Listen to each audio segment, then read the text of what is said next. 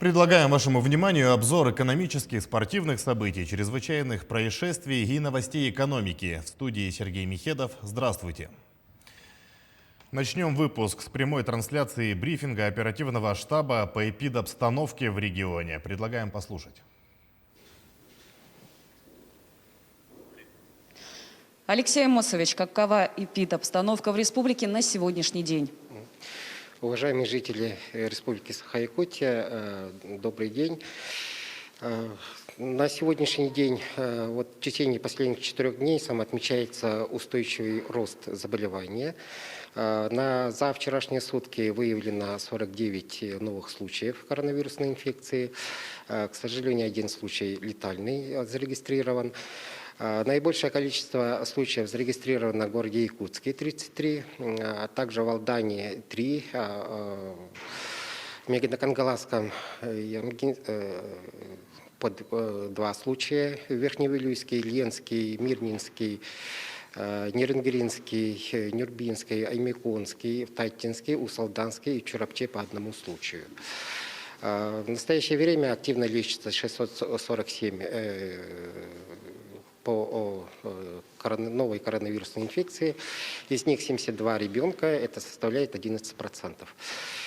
Из числа заболевших наибольшее количество у нас зарегистрировано в возрастном сегменте 18-25 лет, то есть молодые, и в возрастном сегменте 60+. А также, если взять по профессиям, наибольший процент у нас зарегистрирован среди работников сферы торговли. Но причиной этого мы считаем, что ослабление, именно соблюдение противоэпидемического режима, это не повсеместное использование гигиенических масок. И учитывая устойчивый рост последние 4 дня первичной заболеваемости, оперативным штабом Министерства здравоохранения принято решение увеличить количество коек в городе Якутске. В настоящее время 30% коек у нас находится в резерве, это по всей республике. В городе Якутске 20% коек свободны. Всего поступило 13 212 доз вакцин. Последний транш, вчера поступило 2400 доз дополнительно, и на выходные мы ждем 1200 доз. Все вакцины у нас распределены. И последний транш, который Эпивак Корона поступила, 8100, оно 8 числа поступило. Мы это распределены по районам. Большинство районов получило. Сейчас осталось на выходных доставить в 7 районов.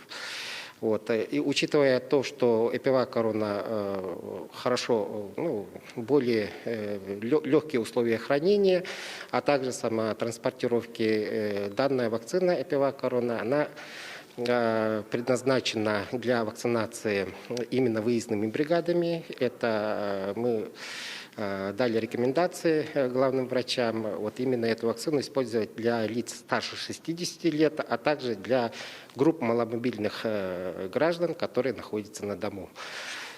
В связи с ухудшением эпидемиологической обстановки сейчас принимается решение о введении ограничительных мероприятий по проведению массовых мероприятий, посвященных Дню Республики и на первомайские праздники.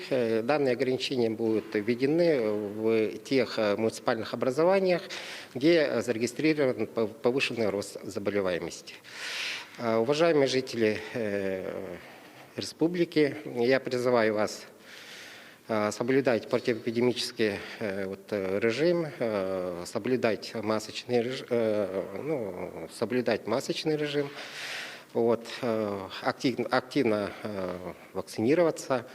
Учитывая то, что в настоящее время у нас слишком большая разница температуры, амплитуды температуры ночного и дневного, сейчас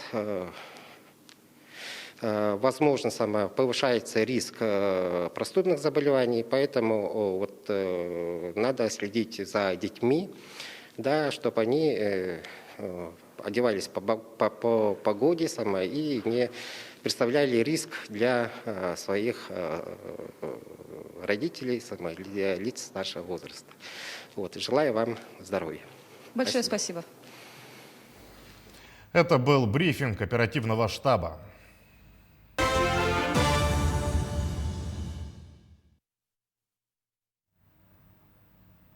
Далее к темам, связанным с экономикой, и для начала озвучим актуальный курс валют. По информации Центробанка России, доллар и евро за сутки отыграли ранее потерянные позиции. Американская валюта стоит сегодня 76 рублей и 98 копеек.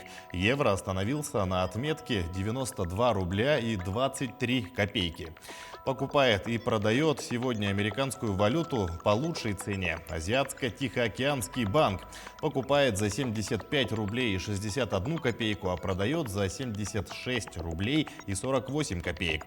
Наилучший курс обмена евро сегодня у Восточного банка. Покупка 90 рублей 45 копеек, продажа 91 рубль и 45 копеек. Правительство России одобрило законопроект о дополнительных мерах государственной поддержки малого бизнеса в Арктике. Подробнее в экономическом обзоре расскажет Иван Лазаренко. Иван, приветствую. А какие еще, кроме существующих преференций, получит малый бизнес, ведущий свою деятельность в арктической зоне? Сергей, здравствуй. Суть принятых поправок в том, что индивидуальный предприниматель теперь не обязан инвестировать в создание или модернизацию объектов недвижимости, что раньше было обязательным условием. Вы смотрите обзор экономических событий на Якутия-24, в студии Иван Лазаренко. Правительство России одобрило законопроект о дополнительных мерах государственной поддержки малого бизнеса в Арктике. Пакет поправок позволит расширить круг потенциальных резидентов в арктической зоне. Сегодня статус резидентов арктической зоны и пакет преференций получили 83 предпринимателя. Кроме того, благодаря дополнительным корректировкам, которые вносятся в законодательство, небольшие компании смогут развивать бизнес на территории всех муниципалитетов в составе арктической зоны, а не только по месту регистрации, как сейчас заявил глава Минвостокразвития Алексей Чекунков. Малому бизнесу, претендующему на статус резидента арктической зоны, больше не потребуется брать на себя обязательства по осуществлению капиталовложений в недвижимость. Сейчас же для получения статуса резидента арктической зоны малый бизнес обязан инвестировать в создание или модернизацию объектов недвижимости. И продолжая тему Арктики, россияне, успешно освоившие первый дальневосточный гектар, смогут получить второй, сообщил премьер-министр Михаил Мишустин. Помимо этого, правительство расширило применение программы на территорию Арктики. Такие меры позволят более активно вовлекать в хозяйственный оборот неиспользованные земли как в Дальневосточном федеральном округе, так и на территории арктической зоны, сказал он. Глава правительства напомнил, что с этим предложением ранее выступали представители предпринимательского сообщества. Мишустин также отметил, что теперь оформление участков будет проходить по упрощенной процедуре и в более короткие сроки. Напомню, программу «Дальневосточный гектар» запустили в 2016 году. Она позволяет россиянам выбрать, оформить и бесплатно получить в пользование земельный участок на Дальнем Востоке. За время работы программы участки получили более 90 тысяч человек. Особое внимание будет уделено сохранению традиции культуры коренных малочисленных народов Севера, Сибири, Дальнего Востока. Предприниматели, которые успешно освоили выделенный гектар, предлагали скорректировать правила, чтобы была возможность получить еще один участок для развития своего дела. Это правильное предложение. Таким людям, безусловно, нужна поддержка. Правительство расширит возможности программы дальневосточного гектара. Если человек освоил льготный участок и оформил его в аренду или собственность, он сможет получить дополнительный гектар земли. Такие меры позволят более активно вовлекать в хозяйственный оборот неиспользуемые земли как в Дальневосточном федеральном округе, так и на территории арктической зоны. А главное, дадут людям стимул к началу собственного дела, строительству жилья для своей семьи, повысят их доход, сделают жизнь более комфортной. В России продолжит меняться подход к социальной поддержке. Об этом заявил глава Минфина Антон Силуанов. По словам министра, помощь из бюджета будет все больше концентрироваться на реально нуждающихся. При этом он отметил, что подходы к определению категории нуждающихся сейчас обсуждаются в правительстве.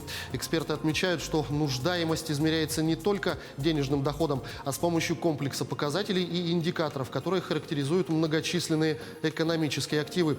В первую очередь недвижимое и движимое имущество, сбережения, накопления и так далее. Например, люди, у которых вообще нет регулярного дохода, но есть серьезные суммы на вкладах, могут позволить себе не работать на протяжении многих лет и при этом довольно много потреблять. Поэтому очевидно, что критерии нуждаемости действительно должны подвергнуться корректировке.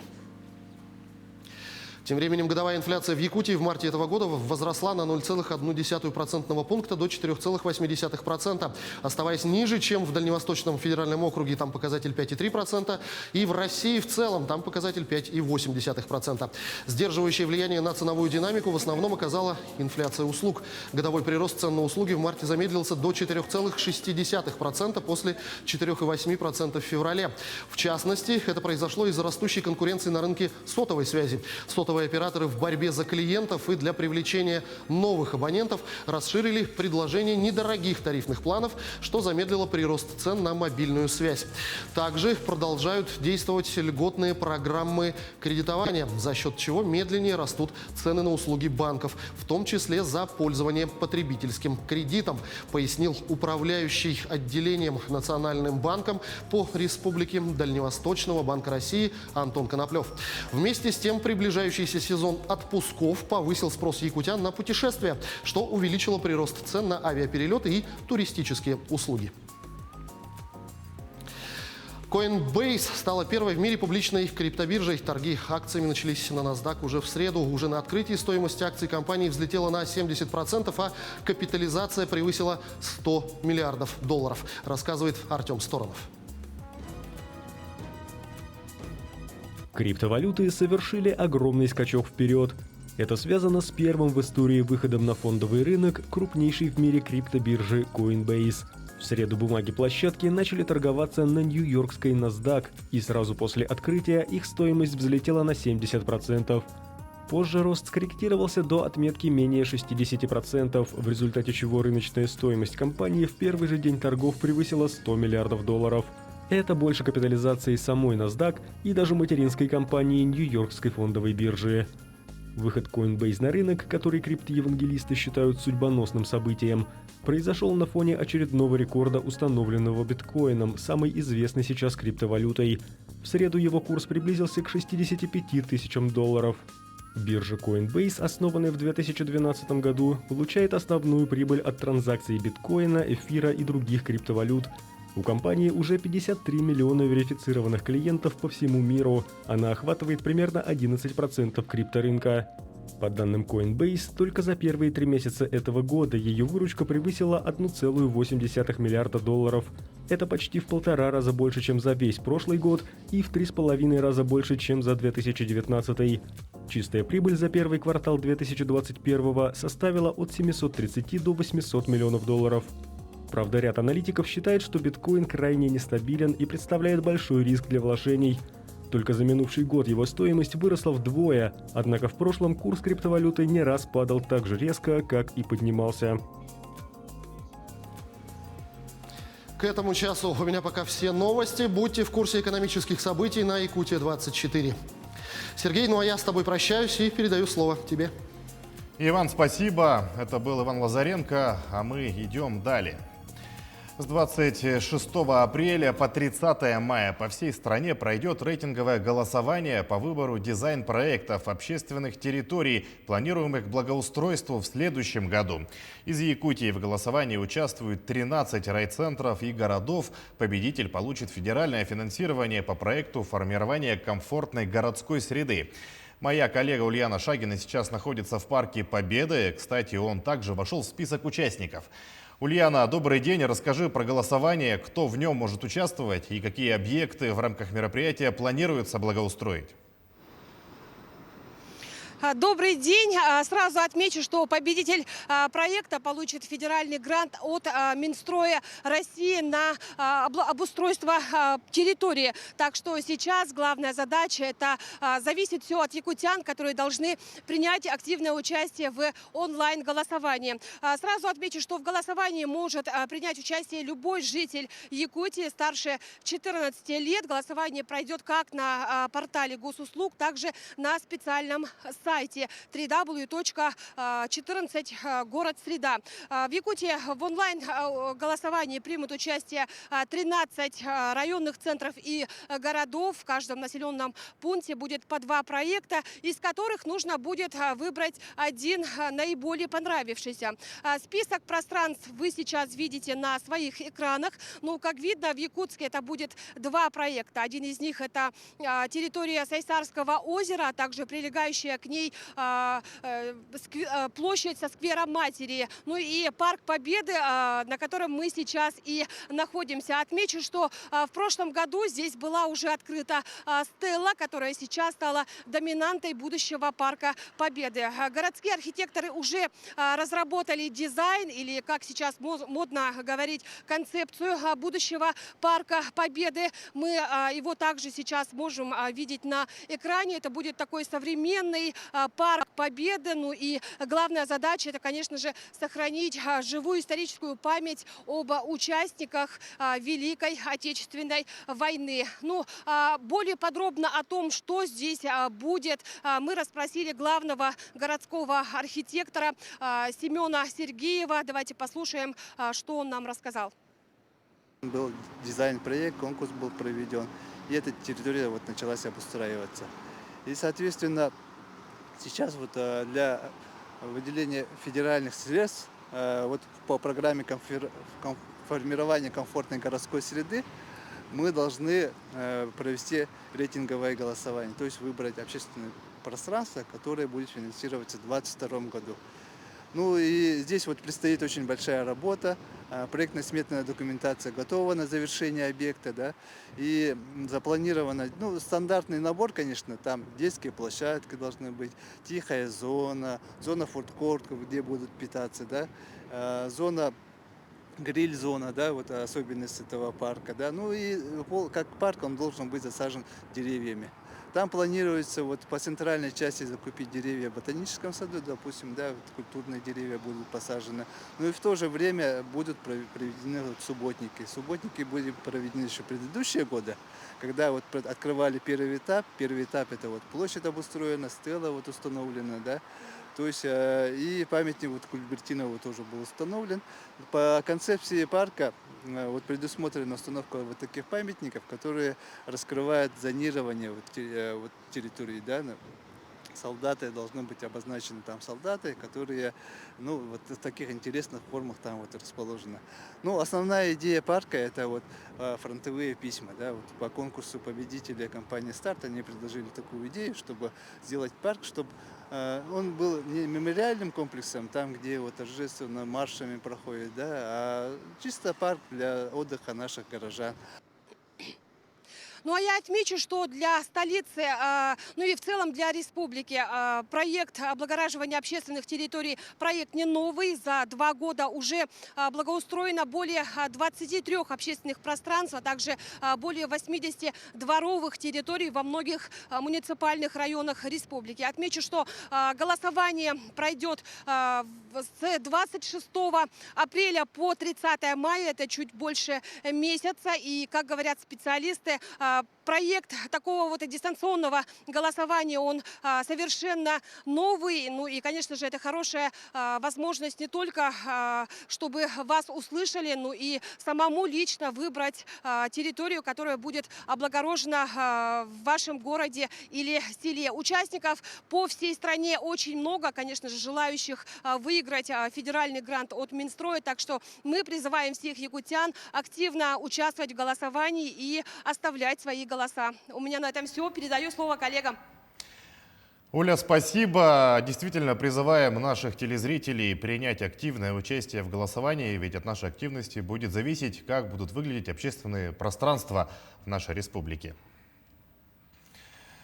В Алданском районе активно реализуется программа по переселению из ветхого и аварийного жилья. Наши корреспонденты побывали в гостях у одной семьи, которая как раз пару месяцев назад переехала из старого деревянного дома в новую просторную квартиру. Подробности переезда у Александра Хавренко. Здравствуйте, заходите. Это наша квартира. Трехкомнатная. Зал с небольшой манной оранжереей. Алданский район является одним из лидеров республики по программе переселения из ветхого и аварийного жилья. В городе и муниципальных образованиях возводятся новые, комфортные, многоквартирные дома. Одним из первых в Алдане стали застраивать микрорайон Солнечный. И люди из старых домов стали получать ключи от новых квартир. Одним из таких счастливчиков стала семья Ивановых. Ой, этот счастливый момент у нас свершился 10 февраля нынешнего года, 2021 года. Нам позвонили и пригласили на вручение ключей. Мы до этого жили в этом же микрорайоне Солнечный, по улице Бановской. У нас был двухэтажный брусовой многоквартирный дом. Но по программе переселения из аварийного ветхого жилья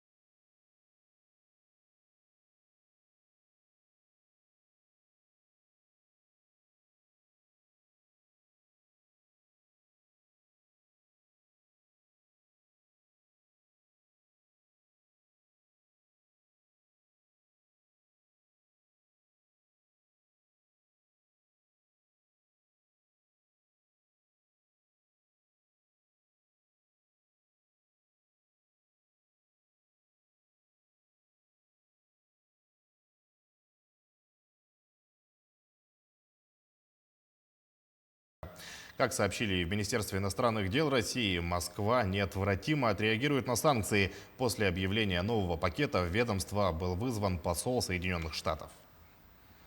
Мы неоднократно предупреждали США о последствиях их враждебных шагов, опасно повышающих градус конфронтационности между нашими странами.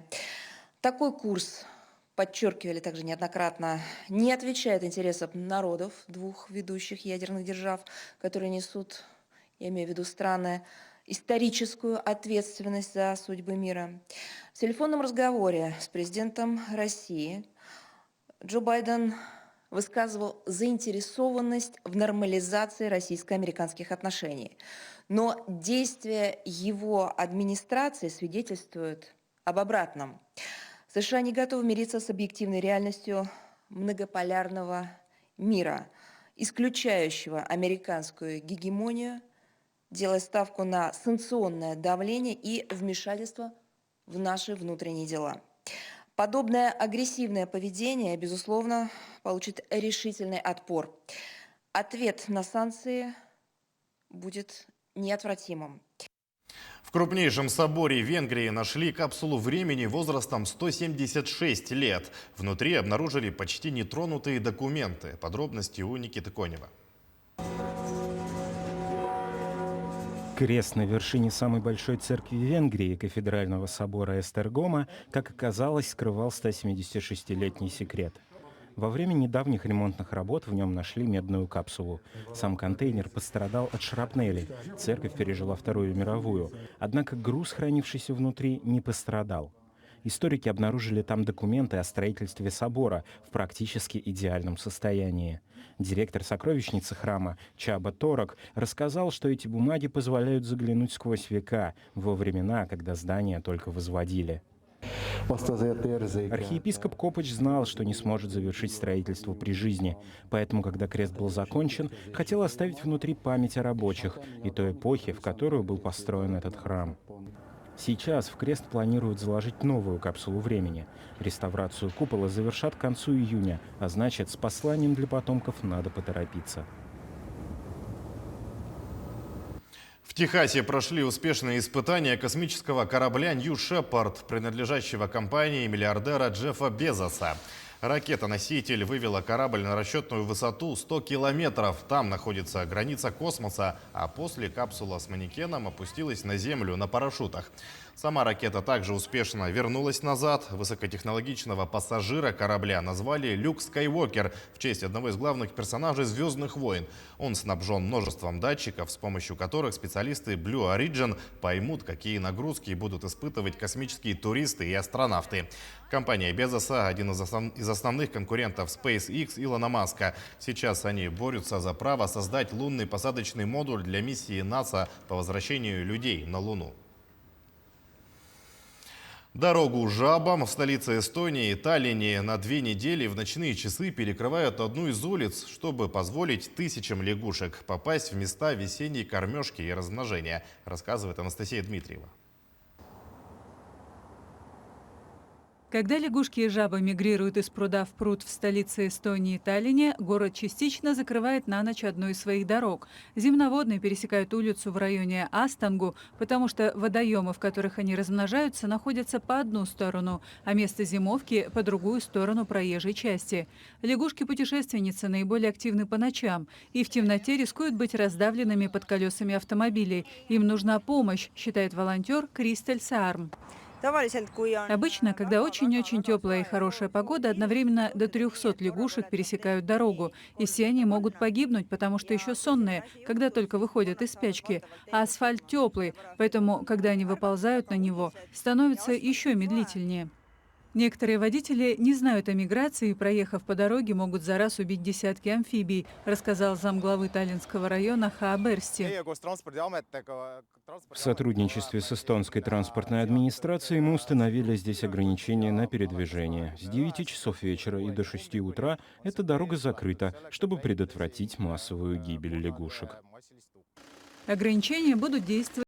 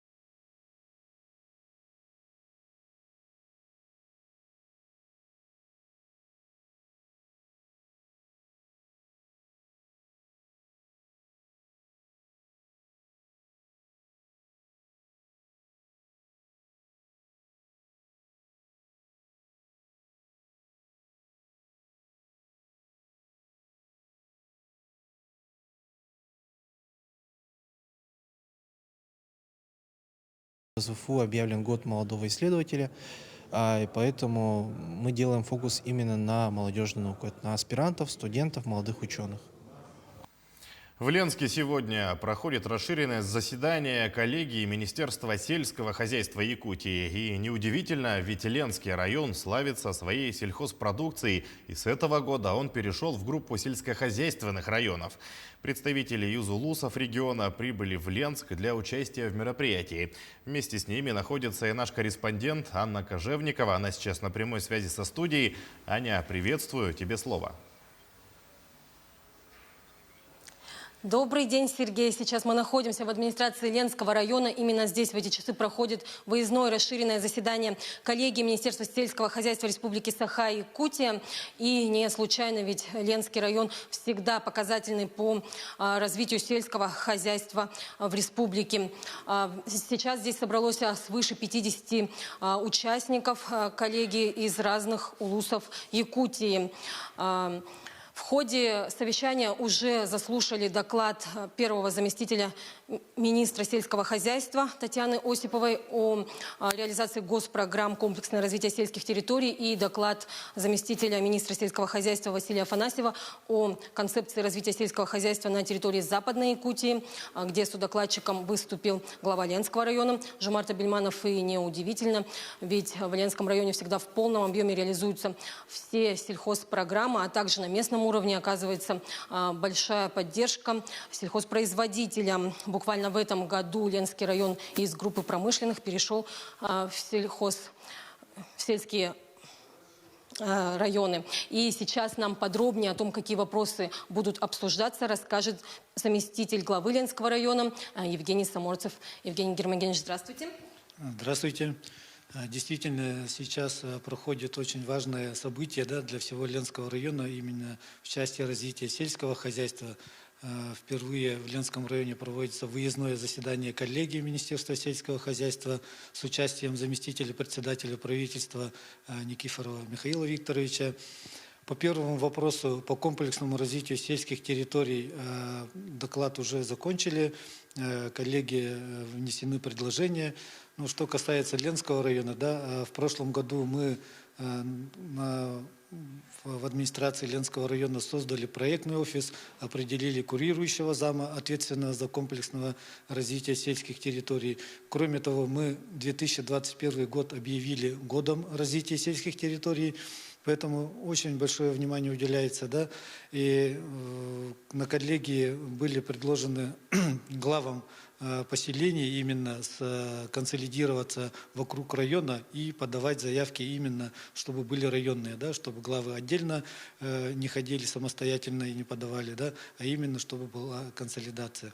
Это то, что касается первого вопроса. По второму вопросу выступил заместитель министра сельского хозяйства Афанасьев Василий Владимирович. Содокладчиком действительно выступил глава Ленского района Абельманов Жумарт Жустыкович. Коротко рассказали за последние 2 года, какие у нас, как идет развитие сельского хозяйства. И тоже самым основным вопросом на коллегии у нас участвует 9 районов Западной Якутии. И вот у нас самый основной вопрос является определение логистического центра, какой район, где какими транспортные, кто с кем будет взаимодействовать. Именно этот вопрос сейчас будет обсуждаться, и до 25 апреля дополнительно еще районами будут направлены предложения именно. И я думаю, эта встреча не будет последней, рабочие совещания еще будут, и будут определены вот эти конкретные показатели. Спасибо, Евгений Гермогенович. Ну а в дальнейшем, после совещания, делегация посетит основные крупные сельхозпредприятия Ленского района. Это общество с ограниченной ответственностью Батамайское, где будет открыт новый молочный цех, а также кооператив «Артык» в Бичинче. Сергей. Аня, спасибо. Это была Анна Кожевникова с информацией о коллегии Министерства сельского хозяйства Якутии, проходящей в Ленске. В Мурманской области гидрографы Северного флота совместно с Русским географическим обществом проводят обследование акватории Кольского залива в рамках 3-го этапа комплексной экспедиции «Помни войну». Специалисты визуально обследуют ранее найденные объекты с помощью необитаемых телеуправляемых подводных аппаратов. Экспедиция «Помни войну» пройдет в 8 этапов с февраля по сентябрь этого года. Основные задачи – высокоточная съемка рельефа дна, уточнение навигационных морских карт, освоение новой техники и современных методов работы, а также сохранение памяти моряков-защитников Отечества. Полицейские задержали подозреваемых в грабеже в Якутске. По сообщению регионального МВД на пульт оператора 02 поступило сообщение о том, что в подъезде жилого дома двое неизвестных с применением насилия отобрали сотовые телефоны и наручные часы. Подозреваемыми оказались двое безработных местных жителей в возрасте 31 и 27 лет. Тему продолжит мой коллега Юрий Осипов в рубрике «Чрезвычайные происшествия». Юра, приветствую, ждем от тебя подробностей. Здравствуй, Сергей. Выяснилось, что поздно вечером потерпевший возвращался домой, находясь в нетрезвом состоянии. Возле продуктового магазина он встретил двоих незнакомцев, с которыми продолжил распитие алкоголя. Через некоторое время компания решила зайти в ближайший подъезд. В подъезде жилого дома между ними возник конфликт. Новым знакомым показалось, что заявитель грубо с ними общается. Приятели начали избивать мужчину, после чего сняли наручные часы, забрали сотовый телефон и кошелек. Похищенный смартфон они сдали в ломбард. В их отношении возбуждено уголовное дело.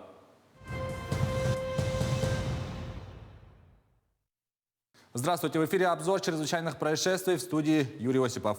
В Якутии директор управляющей компании подозревается в причинении особо крупного ущерба путем злоупотребления доверием. По сообщению пресс-службы МВД, в 2018 году руководитель управляющей компании заключил с поставщиком коммунальных услуг договоры, согласно которым одна организация предоставляет услуги по отпуску электроснабжения и теплоэнергии, а другая их оплачивает. По версии следствия, в период с февраля 2018 по июль 2020 года подозреваемый, используя свои полномочия, присвоил в пользу общества с ограниченной ответственностью взносы на оплату коммунальных услуг, полученные от жильцов многоквартирных жилых домов города Якутска. Он причинил ресурсоснабжающей организации материальный ущерб на сумму свыше 6,5 миллионов рублей. Фигуранту избрана мера пресечения в виде подписки о невыезде и надлежащем поведении. В Горном районе вынесен приговор по уголовному делу о коррупционном преступлении. По информации прокуратуры, бывший руководитель одного из государственных бюджетных учреждений признан виновным в присвоении, совершенном с использованием своего служебного положения в особо крупном размере. Подсудимый в 2013 году в период замещения должности руководителя учреждения дал указание подчиненным работникам издать приказ о совмещении им другой должности в учреждении. Вместе с тем, с 2013 по 2019 годы подсудимым трудовая функция по данной должности фактически не осуществлялась. Сумма незаконного им полученных составила около 1,5 миллиона рублей. Его приговорили к 4 годам лишения свободы условно с испытательным сроком на 2 года. Жительница Жиганского района обвиняется в мошенничестве с использованием своего служебного положения. Об этом сообщает прокуратура региона. Она признана виновной в совершении 3 эпизодов преступления. Установлено, что подсудимая, исполняя обязанности бухгалтера одного из муниципальных казенных учреждений, совершила хищение более 150 тысяч рублей. По результатам рассмотрения уголовного дела, с учетом признания вины, возмещения причиненного ущерба в полном объеме, суд приговорил женщину к 3 годам лишения свободы условно с испытательным сроком на 2 года. Прокуратура направила в суд уголовное дело о серии краж из гостиниц и мошенничества со сдачей в аренду квартиры в Якутске.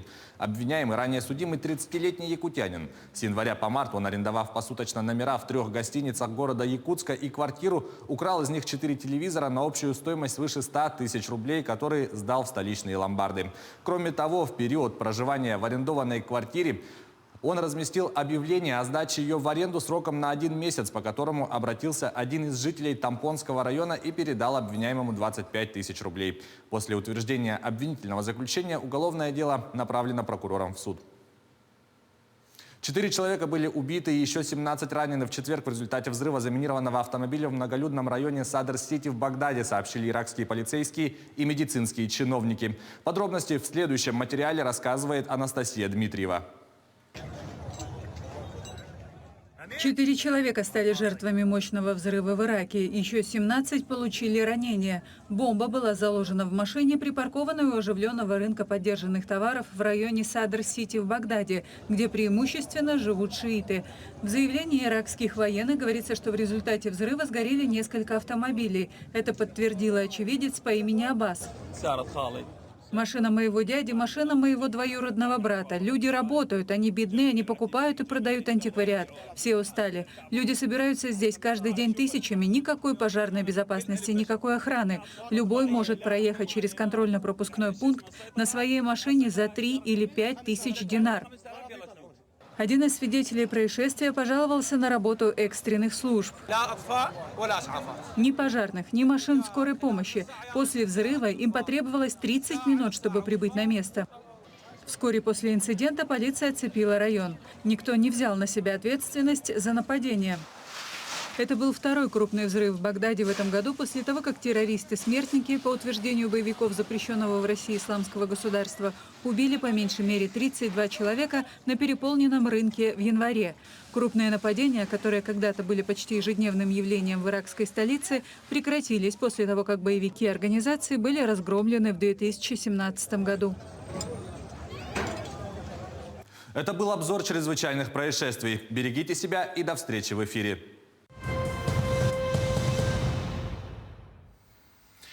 Камень с места аварии, в которой погиб легендарный советский рок-музыкант Виктор Цой, установили в Санкт-Петербурге. Как рассказал звукорежиссер и музыкальный продюсер Андрей Тропилла, установленный смертный камень Цоя, тот самый, из-за которого 15 августа 1990 года автомобиль музыканта вылетел на встречную полосу 35-го километра шоссе под Юрмалой и столкнулся с Икарусом. Подробности далее.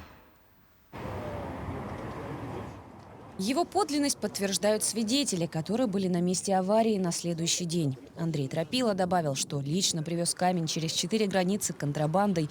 Ему даже пришлось 5,5 месяцев находиться с ним в пандемии. Я его привез лично сам через 4 границы контрабандой. Сначала через границу между Латвией и Эстонией, потом между Эстонией на пароме и Финляндией. Потом 5,5 месяцев я находился в пандемии с ним возле города Ковала. И, наконец, через нашу Торфяновку благополучно вез его на территорию России, хотя он весит 100 килограмм, а возить может только 25. Но наши доблестные таможенники сказали: это Цой камень, везите. Вот так. Автор арт-объекта «Смертный камень Цоя», скульптор Олег Бурьян, выбрал место для установки памятного знака не случайно. Здесь под землей находилось бомбоубежище, в котором в 90-е годы располагался знаменитый клуб «Тоннель», а рядом знаменитая Камчатка. Места, связанные с именем легенды русского рока. За последние годы удалось энтузиастам, цоеманам убедить начальство местное. И пока неформально, а может быть уже и формально. Это место называется сквер Цоя. То есть они там пытались переименовать переулок вот внизу, переулок Цоя. Я думаю, что постепенно интегрироваться Цой будет в это место, потому что за забором у нас знаменитая Камчатка, та самая котельная, где Виктор писал свои песни. Бурьян уверен, что в присыщенном историческими памятниками городе мягкая спокойная конструкция с QR-кодом впишется в городскую среду. Кроме того, скульптор добавил, что сама идея QR-кода возникла под влиянием песни Цоя «Группа крови». Сайт coysтобой.рф, на котором при сканировании ведет QR-код, будет дополняться контентом силами энтузиастов и молодежи. Полина Долинская, Айтал Колесов, Санкт-Петербург. Также в Петербурге стартовал международный медиафорум «Диалог культур». Он проходит в Государственном Эрмитаже и является основной площадкой, где собираются представители ведущих СМИ, победители журналистских конкурсов, лучшие редакторы и корреспонденты. О первом дне работы медиафорума расскажет моя коллега Исана Бурнашова. Диалог культур стал доброй традицией Санкт-Петербурга и проходит на берегах Невы уже в 15-й раз. В этом году, несмотря на пандемию и закрытые границы, медиафоруму все же удалось собрать участников из 35 стран мира. Кстати, эти цифры идут в унисон с главным девизом форума «Преодолевая ковид и расстояние». Страны Прибалтики, ближнего и дальнего зарубежья, регионы России. Сотни участников приехали в Петербург с одной целью – обсудить, как выстраивать диалог культур в стремительно меняющемся мире. Среди главных тем – роль цифровых медиа и постковидное пространство. Познакомиться с единомышленниками и поделиться своим опытом приехал и журналист из Сербии Владимир Живайнович. Вы впервые оказались в России? Да, я впервые в России и на этом форуме. Я фотограф-фрилансер и много работал с новостными СМИ. Это и Get Images, и France Press в Белграде. Работал и в BBC в Сербии. Я приехал сюда в качестве участника и в качестве спикера, чтобы рассказать молодым журналистам о том, как стать востребованным фотографом. В течение 4 дней работы форума перед участниками выступят и мэтры отечественной журналистики. Они расскажут о роли медиапространства и современном контенте. Хедлайнер диалога культур Владимир Познер уже направил молодым журналистам свой месседж и напомнил о главной опции четвертой власти. Такая большая ответственность, получается, лежит на всех журналистах, и региональных, и федеральных. Да. Журналистика – это ответственное дело, в том-то и дело. ответственность. И поэтому, когда мы говорим о свободе, например, то это надо иметь в виду как нечто, связанное с ответственностью. А я думаю, потому что я влияю на людей, когда я это делаю. Уже завтра в главном штабе Эрмитажа откроется фотовыставка о самобытной культуре разных стран. Пройдет фестиваль документальных фильмов. Конференции объединят участников, и в Эрмитажном театре доступны и онлайн-трансляции. Кульминацией диалога культур станут совместные выездные съемки в Псков, Великий Новгород и город Выборг. Такой вот необычный толчок, чтобы развиваться, чтобы совершенствовать себя, чтобы узнавать нового, узнавать другую культуру, знакомиться с различными людьми, которые тебе расскажут, а как у них. Айсена Пурнашова, Виктор Олесов, Санкт-Петербург. И еще одна прекрасная новость из северной столицы. После 30 лет реставрации открыт для посещения Елагино-Островский дворец-музей. Елагин дворец уже переживал восстановление. Пострадавшие во время Второй мировой войны сооружения удалось тогда достаточно быстро восстановить, до 1961 года. Также Павел Селезнев, директор Центрального парка культуры и отдыха, на территории которого находятся достопримечательности, отметил, что начавшиеся в 2000-х годах реставрации подверглись внутренней инженерно-технические системы, пришлось заменить всю устаревшую советскую проводку, после чего необходимо было вручную восстановить отделку стен и потолков. После реставрации мы открыли 3-й этаж, и там будет открытое фондохранение. Это, в общем-то, сейчас и востребовано, и популярно, потому что у многих музеев очень большое количество, так сказать, интересных предметов, которые просто никто не может посмотреть. Мы, конечно, там не Эрмитаж, у нас их всего чуть-чуть, но есть предметы очень достойные. И, конечно, ценителям, например, фарфора, им будет интересно пойти посмотреть то, что не выставлено в залах, а можно вот зайти и посмотреть, в общем, там, где они и хранятся. Сейчас о спорте. Сегодня в спортивном комплексе «Триумф» прошло открытие чемпионата Якутии по бильярду среди лиц с поражением опорно-двигательного аппарата. Участие принимают 9 спортсменов из 6 муниципальных образований, 2 сидя и 7 человек стоя. Данный чемпионат проводится с 2015 года. Его целью является пропаганда здорового образа жизни и дальнейшее развитие бильярдного спорта в республике. Победители будут награждены медалями и грамотами. Лучшие игроки удостоятся кубка, а также призов от Федерации по бильярдному спорту Якутии. К сожалению, в прошлом году из-за пандемии соревнования были приостановлены. После долгого перерыва мы их возобновляем. Планируем, как вот сказали на открытии, на следующий год, возможно, в Дальневосточном федеральном округе будет чемпионат России. Мы приложим все усилия, чтобы наши спортсмены, лучшие по итогам соревнований у нас в республике, выехали представлять наш регион на Россию. Бродячий кот ворвался на футбольное поле в Турции и стал звездой матча. Во время паузы, вызванной травмой одного из игроков, кот выбежал на поле и уселся на газоне, с любопытством оглядываясь вокруг. Животное привлекло внимание операторов и комментаторов. Вскоре матч возобновился, и зверя прогнали с поля. Появление кота принесло удачу хозяевам поля. В оставшееся время они смогли забить второй мяч и выиграть встречу со счетом 2-1.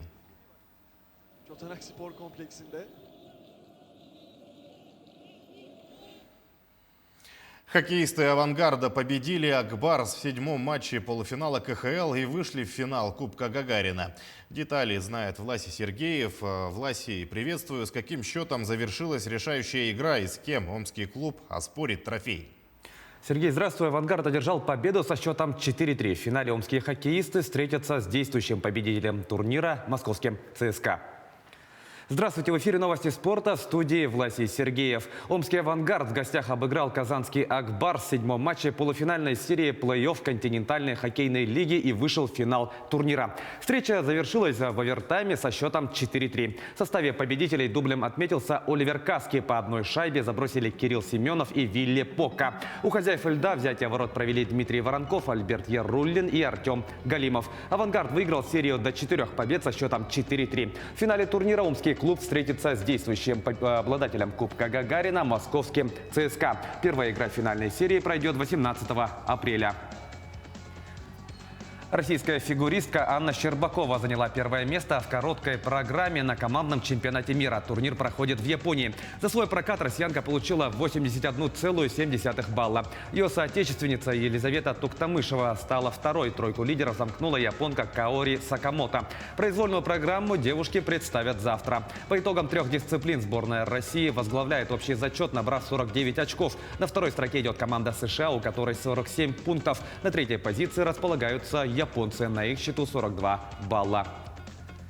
Футболисты английского клуба «Манчестер Юнайтед» на своем поле со счетом 2-0 победили испанскую «Гранаду» в ответном матче четвертьфинала Лиги Европы. Счет встречи на 6-й минуте открыл нападающий манкунианцев Эдинсон Кавани. Еще один мяч в компенсированное время в свои ворота отправил защитник гостей Хесус Вальеха.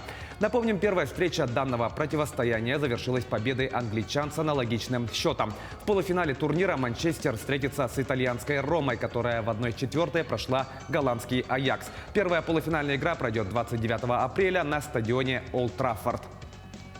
В другом четвертьфинальном матче Лиги Европы английский «Арсенал» в гостях разгромил чешскую «Славию», забив 4 безответных мяча.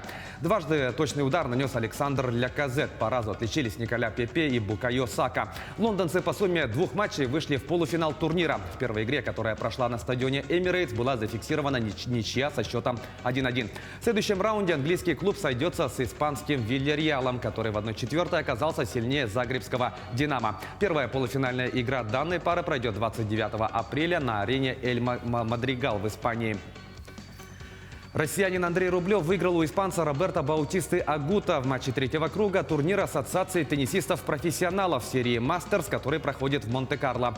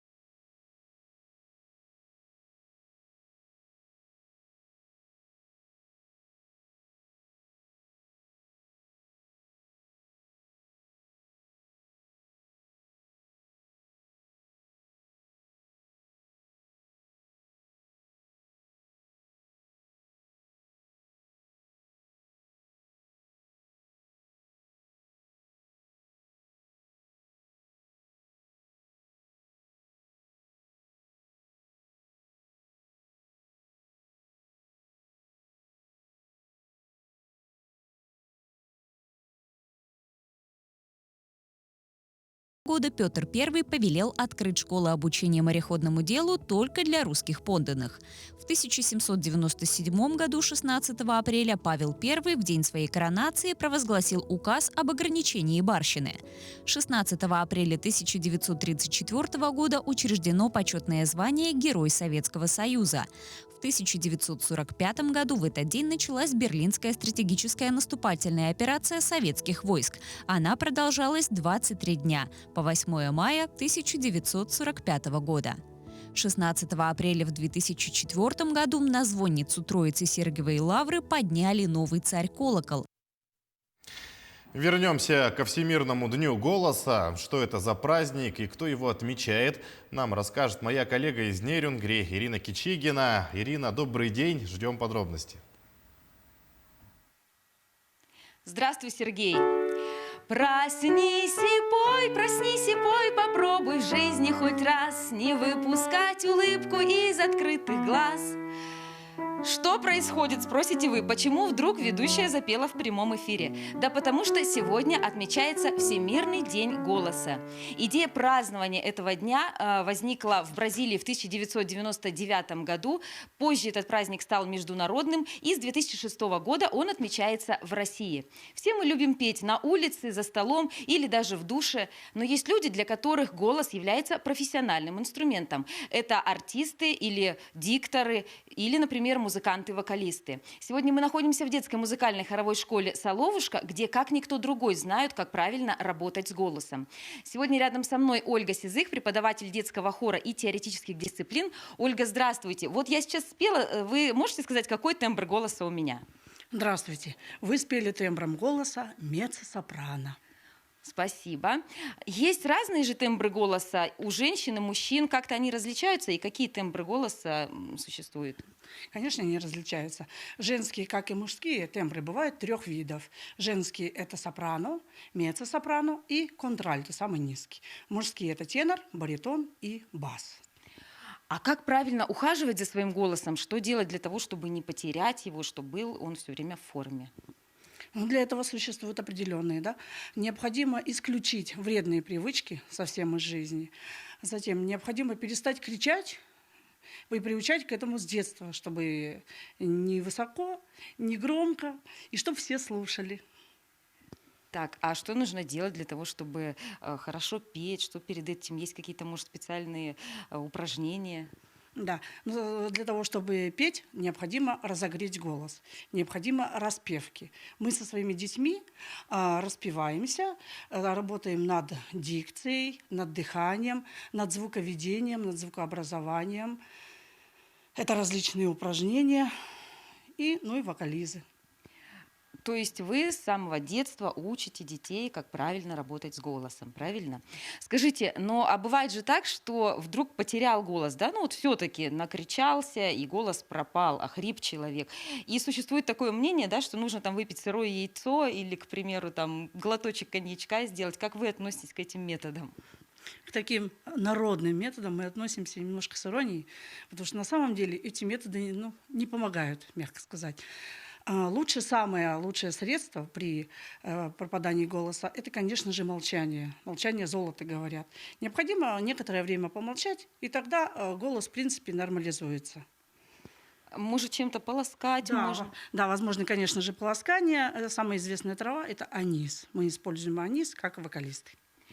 А есть ли какой-то специальный врач, который следит за голосом, занимается или лечит какие-то голосовые проблемы?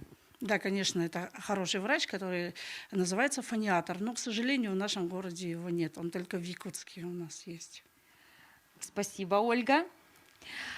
Следите за своим голосом, тогда у вас будет прекрасное настроение, и вы всегда сможете спеть. Пой, засыпая, пой во сне, проснись и пой. Сергей? Ирина, спасибо за информацию, спасибо за хорошее настроение. Поздравляю со Всемирным днем голоса. Идем далее. Сегодня в Русском театре имени Пушкина состоится премьера спектакля «Запасной аэродром». Постановка должна была предстать на суд зрителей еще в прошлом году, однако помешала пандемия. Стоит отметить, что «Запасной аэродром» станет продолжением темы воздушной трассы Алсиб, уже однажды затронутой в легендарном спектакле «Два берега одной победы». Сюжет Надежды Саханской. Запасной аэродром возвращает зрителя в грозные 40-е годы прошлого столетия. Постановка о любви, жизни и настоящем подвиге трогает до глубины души своей жестокой правдивостью. И при этом, по словам режиссера-постановщика, спектакль не столько о строительстве аэродрома, сколько о женских судьбах. Написано под героев. Но, с другой стороны, все-таки это же история, женская история. И все-таки главные героини этого спектакля – женщины. Поэтому весь женский состав, актрисы Русского театра, они все играют в этом спектакле. И у каждой своя судьба, своя роль, своя любовь, свои мечты.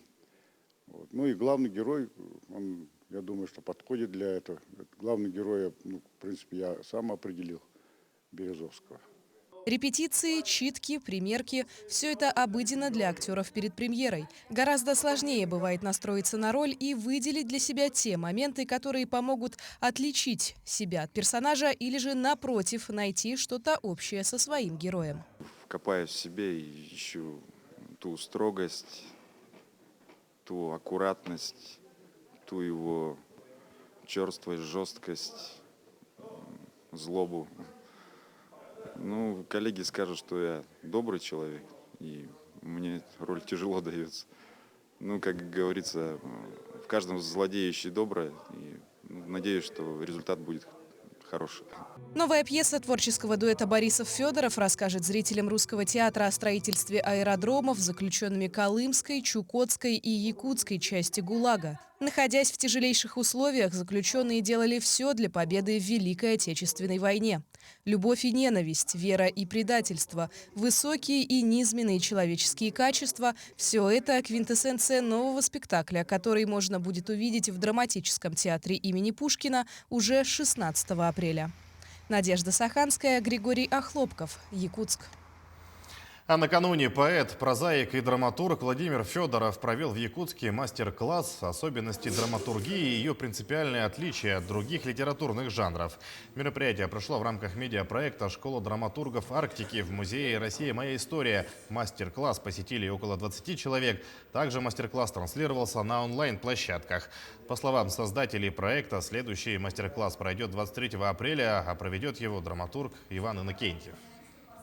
Ну, я прежде всего поделюсь своим собственным опытом, потому что когда-то я был тоже молодым драматургом, который ничего не понимал в этой драматургии, но попытался написать свою первую пьесу.